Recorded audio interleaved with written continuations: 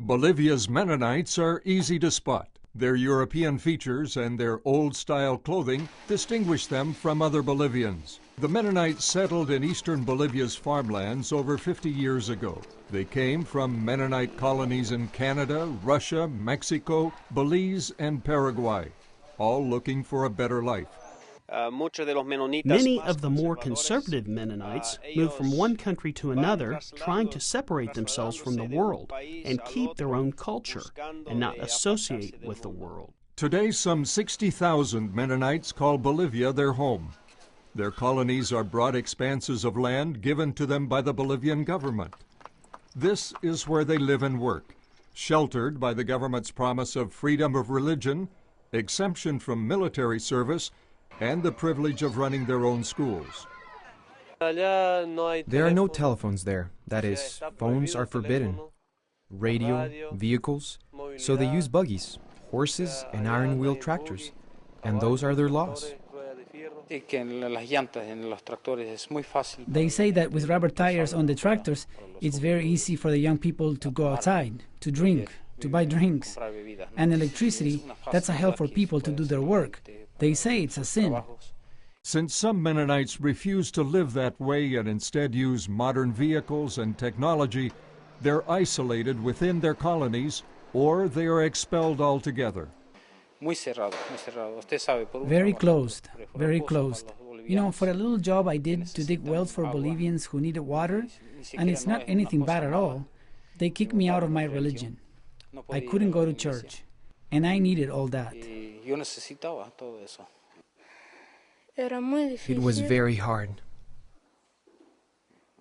The ministers always came to beat my mother.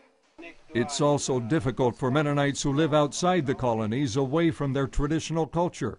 Some become destitute. Because of their problems in the colony, they got very discouraged. That's why they've left the colony. But they're not used to life in Bolivian towns either. They're two different cultures. The harsh reality faced by exiled Mennonites prompted two local Christian organizations to come together and create Villanueva, a community that now houses and gives help to some 30 families. We try to maintain certain aspects of their Mennonite culture, the language, the work, etc., but at the same time teach them how to live the Christian life within Bolivian society. In Villanueva, Mennonite children have a school where they can receive a formal education.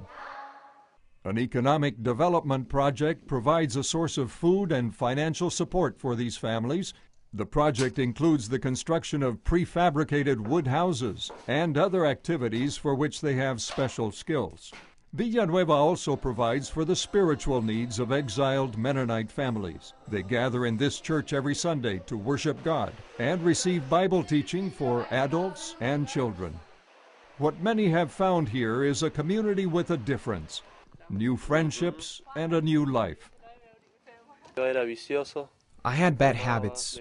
I smoked, I drank, and one day I received Christ, and I came here to be baptized. And we lived here in Pailon almost a year, and here in Villanueva another year, and I'm happy to be here. I see my family is very happy, because they always come to thank me when they see that there are drunks out there, how they walk, how they behave. Then they come to me and hug me and say, "Thank you, Daddy. You're not like that anymore." Even though the needs of Mennonites who have left or been expelled from their communities are still great, the holistic support provided by these Christian ministries is helping to change their reality, their attitude, and their destiny. Stan Jeter, CBN News.